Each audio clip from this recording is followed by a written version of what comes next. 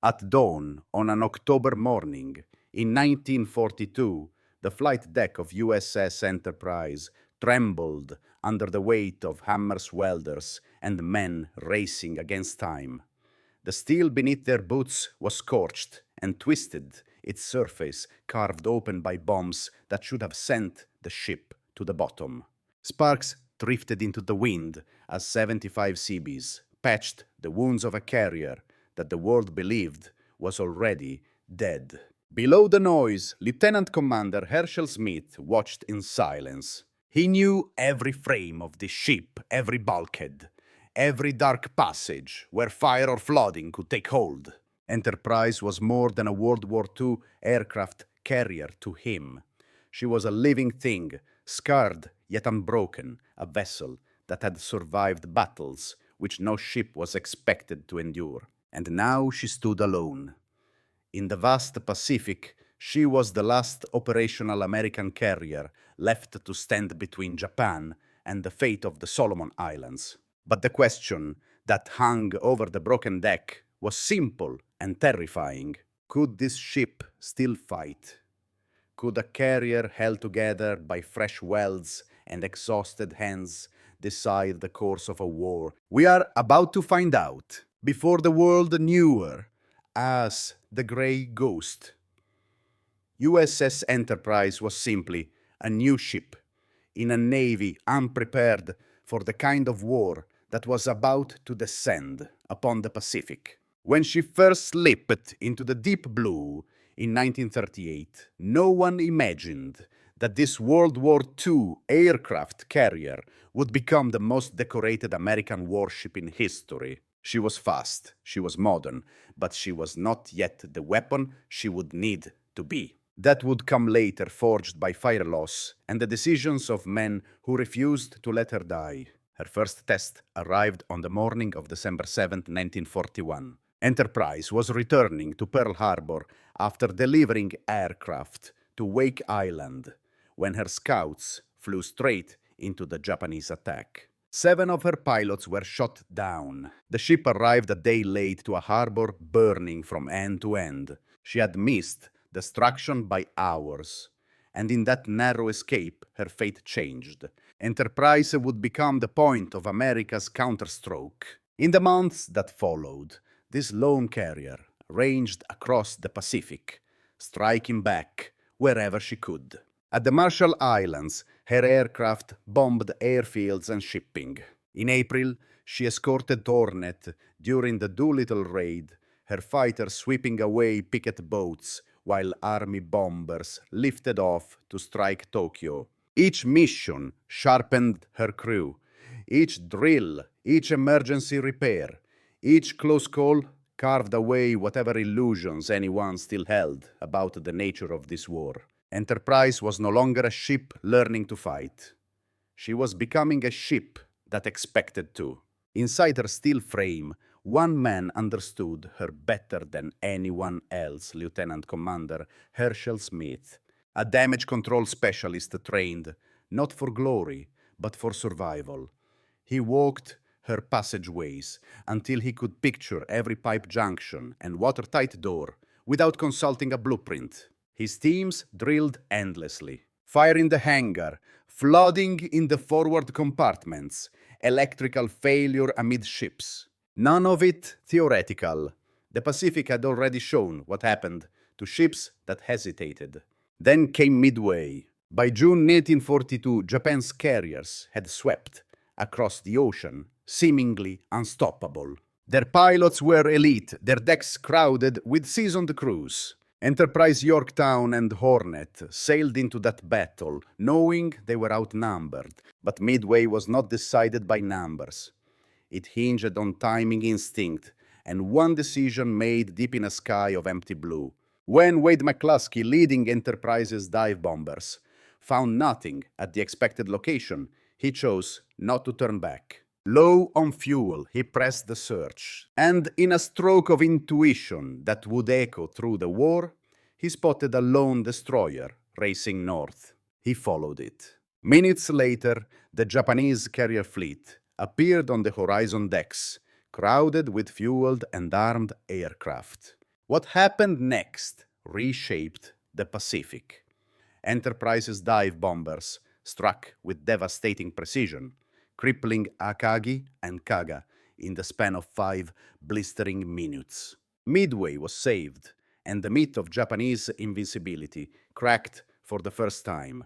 Enterprise was no longer just a ship. She was becoming the Grey Ghost, a carrier feared not for her size, but for the men who fought from her deck and the refusal of her crew to surrender the sky. By late October 1942, the Pacific War had reached a razor's edge. The fate of the Solomon Islands, and perhaps the momentum of the entire conflict, hung on a single truth. USS Enterprise was the only American carrier still afloat in the theater. Lexington, Yorktown, Wasp, and Hornet were gone. Saratoga was under repair. If the Japanese broke through at Guadalcanal, there would be nothing left to stop them. And Enterprise was already bleeding. Santa Cruz had nearly killed her. 2 bombs tore through her decks, a near miss buckled her hull, and fires raged close to the magazines. Her forward elevator jammed in place. Her fuel tanks leaked. By every regulation of naval warfare, a World War II aircraft carrier in this condition should have been in dry dock for months. Instead, she limped to Noumea, where Lieutenant Commander Herschel Smith and 75 Seabees welded steel-patched holes and stitched the wounded ship back together, while the crew slept in shifts beside the Sparks. What happened next reshaped the Pacific. Enterprise's dive bombers struck with devastating precision, crippling Akagi and Kaga in the span of 5 blistering minutes. Midway was saved, and the myth of Japanese invincibility cracked for the first time. Enterprise was no longer just a ship. She was becoming the Grey Ghost, a carrier feared not for her size but for the men who fought from her deck and the refusal of her crew to surrender the sky. By late October 1942, the Pacific War had reached a razor's edge. The fate of the Solomon Islands, and perhaps the momentum of the entire conflict, hung on a single truth. USS Enterprise was the only American carrier still afloat in the theater. Lexington, Yorktown, Wasp, and Hornet were gone. Saratoga was under repair. If the Japanese broke through at Guadalcanal, there would be nothing left to stop them. And Enterprise was already bleeding. Santa Cruz had nearly killed her. 2 bombs tore through her decks, a near miss buckled her hull, and fires raged close to the magazines. Her forward elevator jammed in place.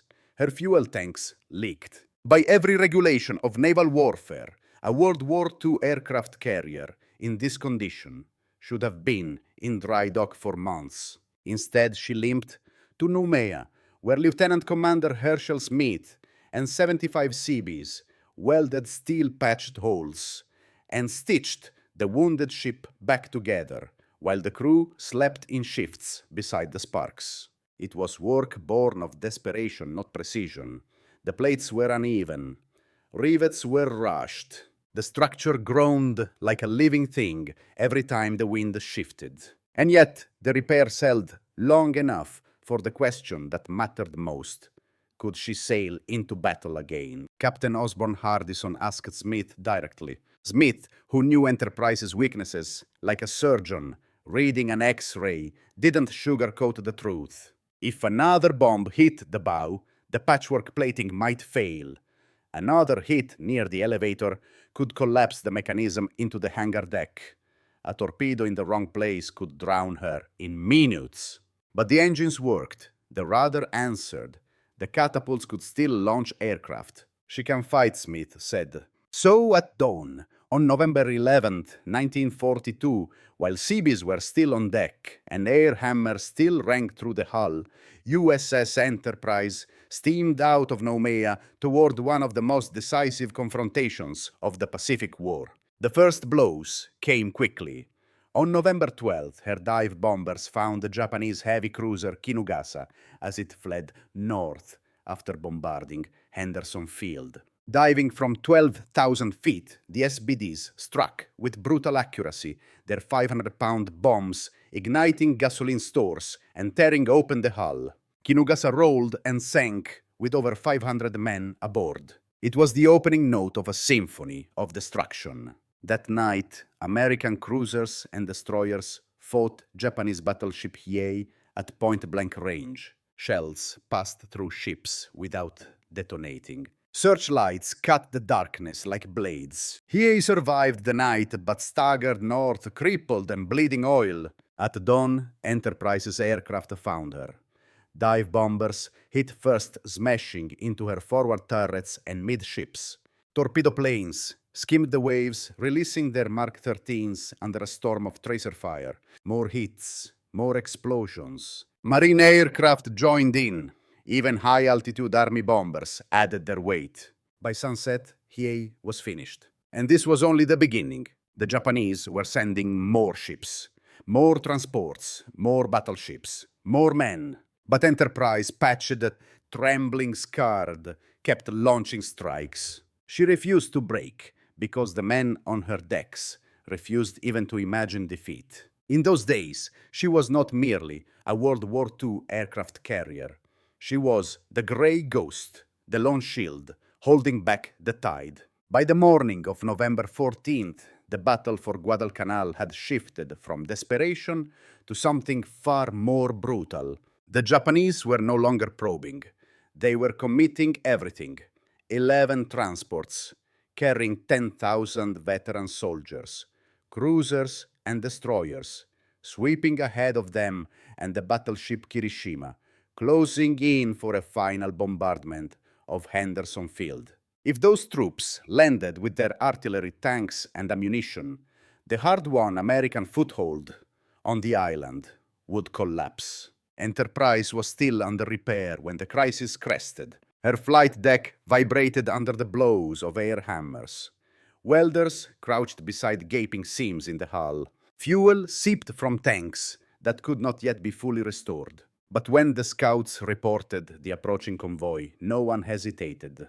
The patched-up World War II aircraft carrier turned into the wind and launched her first strike. At 08:30, her SBD Dauntless dive bombers rolled in from 12,000 feet. Below them, the Japanese transports were packed hull to hull, each one carrying nearly 1,000 soldiers. These ships were not built for war. Thin steel, minimal armor, fuel drums stacked near deck level, ammunition stored wherever space could be found. The dauntless pilots knew exactly what that meant. Their bombs tore the first transport apart in seconds. Kinugawa Maru split in two after a 1,000-pound bomb found her engine room. Brisbane Maru exploded bow first, when a detonation ignited a forward ammunition hold. Others burned fiercely as fires leapt across decks, crowded with soldiers who had no training, no lifeboats, and no hope. Marine and Army aircraft joined the attack, hammering the convoy through the morning until the formation dissolved into drifting wreckage and rising smoke. By midday, 7 transports were gone. Thousands of soldiers drowned in deep water, clutching debris as the tide pulled them under. Those who survived were scattered, exhausted, and stripped of their weapons. The 4 remaining transports limped toward Guadalcanal through the night, their fires visible from miles away. They grounded themselves on the beach at dawn, but the men who waded ashore carried little more than rifles and empty packs. Their tanks and artillery lay at the bottom of the sea. That night, the final reckoning arrived. Washington and South Dakota, supported by 4 destroyers, intercepted the Japanese bombardment group. The destroyers were torn apart in minutes. South Dakota lost power and communications, but her suffering revealed the enemy's firing positions. Washington, guided only by radar, opened fire on Kirishima. Her 16-inch guns answered the challenge with relentless precision. Shell after shell tore into the Japanese battleship, setting her ablaze and breaking her steering.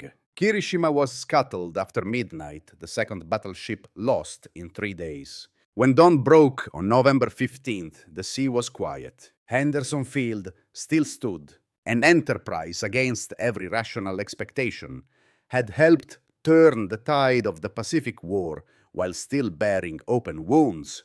She returned to Noumea in better shape than when she had left. Her crew had fought, repaired, and fought again without pause. Guadalcanal was saved, not by perfection, but by endurance, by a ship barely holding together, and a crew who refused to let her fall apart. The cost was high. Over the course of 1942, Enterprise had been bombed repeatedly, had lost nearly 200 men, and had been declared sunk 3 times by Japanese intelligence. Yet she remained on the line. That survival carried its own lesson.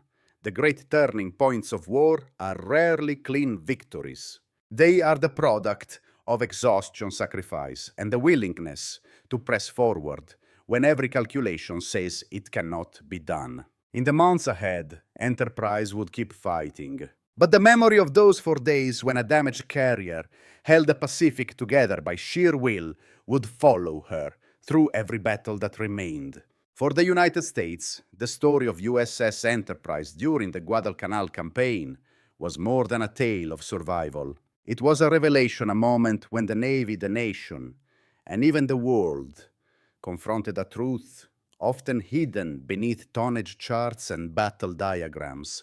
Naval power is ultimately human. And nowhere was that lesson clearer than in how this World War II aircraft carrier absorbed damage, adapted, and returned to the fight when logic said she should not. Strategically, Enterprise exposed a profound asymmetry between the American and Japanese approaches to naval warfare. Japan entered the war with elite aviators and superbly trained carrier crews, but its damage control doctrine lagged far behind.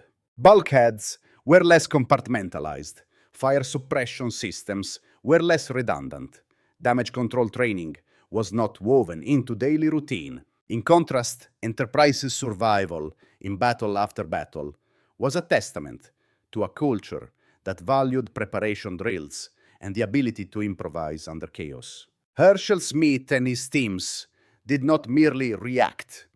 They anticipated the path of destruction and cut it off before it spread. Guadalcanal also underscored the industrial reality shaping the Pacific War. Japan needed to break American resolve before the Essex-class carriers arrived in force. By late 1942, shipyards in the United States were launching new hulls at a pace no other nation could match. But carriers took time, too much time. Enterprise, battered as she was, stood in the gap between what America hoped to have and what America actually had. Had she failed during those 4 days, Japanese forces might have retaken the island, prolonging the campaign and reshaping the timeline of the war. Globally, the battles around Guadalcanal marked a shift in perception.